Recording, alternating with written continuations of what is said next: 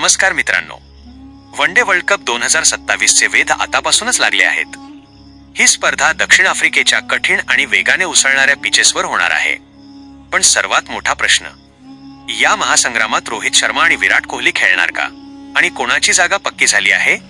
चला 2च मिनिटांत जाणून घेऊया. दक्षिण आफ्रिकेतील वेगवान परिस्थितीचा सामना करण्यासाठी टीम इंडियाला मोठ्या अनुभवाची गरज आहे.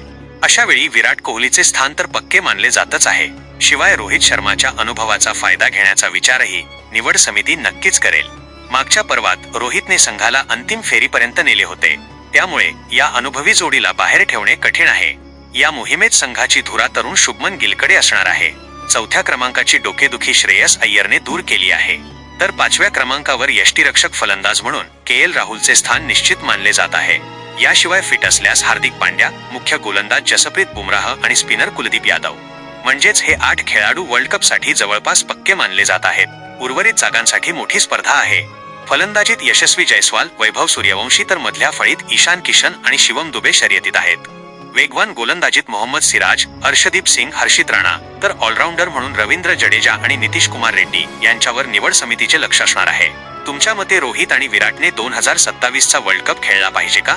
तुमचा संघ आम्हाला कमेंट करून नक्की सांगा.